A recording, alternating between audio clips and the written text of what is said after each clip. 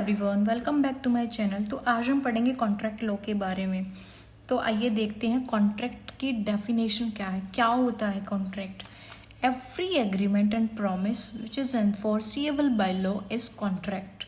जो कॉन्ट्रैक्ट होता है उसमें बेसिकली दो चीज़ें होती हैं, एक होता है एग्रीमेंट, दूसरा होता है एनफोर्सिएबिलिटी। तो कोई भी एग्रीमेंट या प्रॉमिस जो कि हम कोर्ट में एनफोर्स कर सकते हैं उसे हम कॉन्ट्रैक्ट कहते हैं। और कॉन्ट्रैक्ट को सेक्शन 2 सबसेक्शन एच में डिफाइन किया गया है। आइए अब हम इसको एक एग्जांपल की हेल्प से समझेंगे। सपोज कीजिए ए ने बी को बोला कि मैं अपनी कार 1,00,000 रुपए में सेल करूंगा। बी ने बोला ओके ठीक है, मैं तुम्हारी कार 1,00,000 रुपए में परचेज कर लूंगा। तो ये हो गया एक कॉन्ट्रैक्ट। तो अब ये कॉन्ट्रैक्ट कैसे होगा? सपोज ए ने प्रॉमिस कर दिया कि ठीक है मैं अपनी कार तुम्हें सेल करूंगा। बाद में ए ने मना कर दिया कि नहीं, मैं अपनी कार जो है वो सेल नहीं कर रहा, नहीं बेचूंगा तुम्हें। या फिर बी ने पैसे देने को मना कर दिया कि उसने कार तो ले ली बट पैसे नहीं दिए ए के। इस केस में क्या है कि ए जो है वो कोर्ट में जाके अपनी कॉन्ट्रैक्ट को एनफोर्स कर सकता है कि मैंने इसे अपनी कार बेची और बी ने जो है मुझे उसे उसकी पेमेंट नहीं की।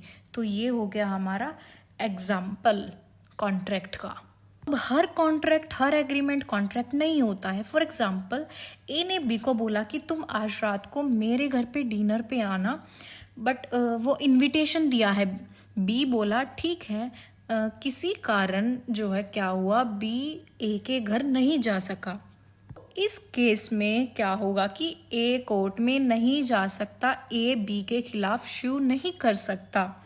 इस केस में एग्रीमेंट तो था बट उसमें उन दोनों की कभी भी इंटेंशन नहीं थी लीगल रिलेशन बनाने की, वो एक सोशल ऑब्लिगेशन बना रहे थे। तो इस केस में वो कॉन्ट्रैक्ट नहीं कहलाता, वो सिर्फ एग्रीमेंट बनकर रह जाता है। हमने ये तो जान लिया कि कॉन्ट्रैक्ट होता क्या है। अब हम ये जानेंगे कि कॉन्ट्रैक्ट के इम्पोर्टेंट एलिमेंट्स क्या होते हैं। तो आइए देखते हैं। कॉन्ट्रैक्ट के 2 एलिमेंट्स होते हैं। फर्स्ट एलिमेंट होता है ऑफर और एक्सेप्टेंस, सेकंड होता है एनफोर्सिएबिलिटी। एग्रीमेंट क्या होता है? द एग्रीमेंट तभी कंप्लीट होता है जब एक पार्टी ऑफर देती है और दूसरी पार्टी उस ऑफर को एक्सेप्ट कर लेती है, तब वो एग्रीमेंट बनता है, तब वो एग्रीमेंट कंप्लीट होता है। फॉर एग्जाम्पल एक एग्जाम्पल देखते हैं। A offers to sell his phone to B for ₹5,000। B accept the offer. A ने बोला कि मैं अपना फ़ोन 5,000 में सेल करूंगा। बी ने कहा मैं उसे खरीदूंगा। बी एक्सेप्ट कर लेता है ऑफर को, तो ये एग्रीमेंट बन जाता है क्योंकि एक पार्टी की तरफ से ऑफर हुआ है, दूसरी पार्टी ने उस ऑफर को एक्सेप्टेंस कर दी, मतलब एक्सेप्ट कर लिया है उसको। तो ये हो गया हमारा एग्जाम्पल। एक बात हमेशा याद रखना, एग्रीमेंट में एक पर्सन खुद ही को ऑफर देके खुद ही एक्सेप्ट नहीं कर सकता। There must be 2 parties, means एक पार्टी ऑफर करे, दूसरी उस ऑफर को एक्सेप्ट करे, तो ये हुआ एग्रीमेंट।